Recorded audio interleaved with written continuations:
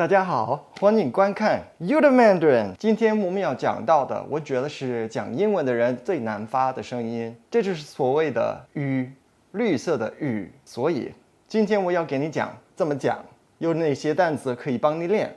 好啦，咱们开始吧。All right, everybody, welcome back to You the Mandarin. Today we're going to talk about more pesky sounds, one in particular. I would say this is actually the most difficult sound for most people that are English mother tongue speakers to pronounce, because it doesn't exist in our language. So this sound is the U. Those of you who have studied maybe French or German will be familiar with this sound. It's quite common in their languages. It's actually quite common in a lot of languages worldwide, but in English we just don't have it. So, how we're going to deal with this is the first part of the episode is I'm going to help you understand how the sound is made in your mouth, and then I'm going to give you some words so that you can practice it. So, if you write it out, is actually a U with two umlauts over the top for German speakers. In IPA, it's just the Y. So, is actually the most closed and far forward in your mouth vowel that we can pronounce. So, and I actually are very similar vowels. The only difference that they have is that with your lips are rounded. So from a linguistics point of view, they are almost identical. So how do we practice this? Everybody can make the sound oo, right? And everybody can make the sound e, right? So let's start with e, because it's almost the same as u. Some people say ooh, oh, they're almost the same, right? I can't hear the difference. If you can't hear the difference, then listen again.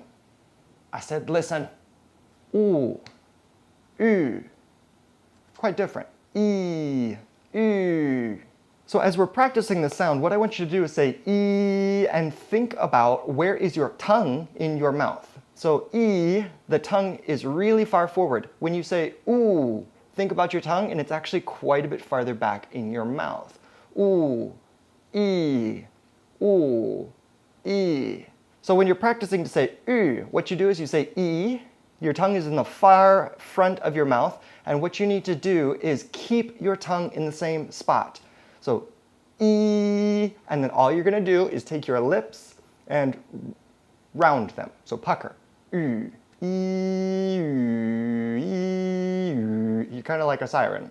So, how do we practice U? Well, what you're going to do is you're going to start with E, because in your mouth, the location of E and U, the tongue is in the same spot. So, you're going to get a handy scientific instrument, and what you're going to do with this is that you're going to stick it in your mouth when you say E, and you're going to feel your tongue. E, and then I want you to say U. So just round your lips. If your tongue moves back from the pen, then you're saying it wrong. So one more time, a quick description. U is the same thing as E, except your lips are rounded. So just pucker them like it's a kiss. A big old sloppy kiss. So what's next? The words that you can use to practice U. There's some sound clusters in Chinese that always go with the sound U, and they will never go with U. Even if it's written with a U in Pinyin, it's always going to be U for certain letter combinations. So for example, last week on pesky sounds, we talked about ch, sh, and j, the Q, the X, and the J. Those will always go with the U sound. They never go with U. It just doesn't happen in Mandarin.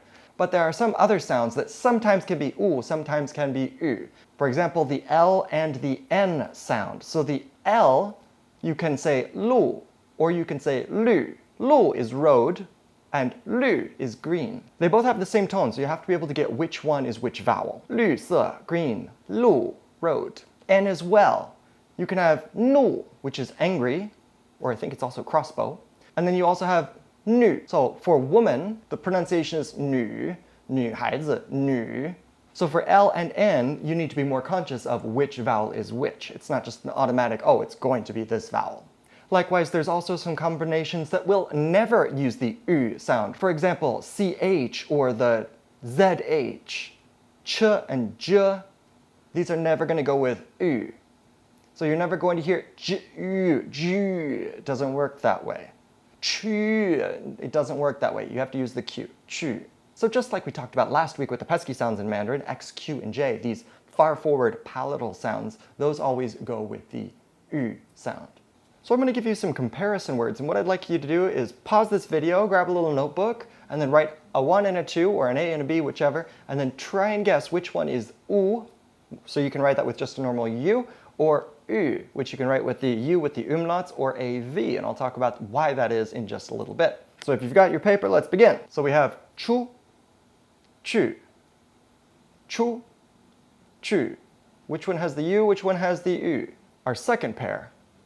绿, 路, 绿, 路. Third pair. This is a struggle. 虚, 书, 虚, 书. Fourth pair. 奴, 女, 奴, 女. And our last word that I'm going to give you is actually just one word, but I'd like you to identify whether it has the U sound or if it does not have the U sound. So our fifth item is yu, yu. So with the practice words that I just gave you, I'm going to repeat the track again, and I'm going to put an overlay with the characters and the pinions so that you can see which ones have which sounds. And I'll put the sound under it as well so that you can see it. So we have 出, 去, 出, 去. Our second pair. 绿, 路, 绿, 路. Third pair. 虚, 书, 虚, 书. Fourth pair. 奴, 女, 奴, 女, 玉, 玉. So now let's move on to our next part, which is where I want to talk about where this exists on the keyboard. So the U sound that we've been talking about, I said is the U with the umlauts, but most of us don't have that character on our keyboards, right? Now that's a nice trick because the U with the umlauts doesn't exist on the Chinese keyboard either. So what's the workaround? So in most dialects of Chinese, they don't actually have a V sound. So what they do is they use the V to represent the U sound. Now quick disclaimer, you don't use the V for any of the sound combinations where it's always pronounced U. So for example, shu, which is XU, the sound is the U sound, but you don't have to write it with a V. In fact, you don't write it with a V.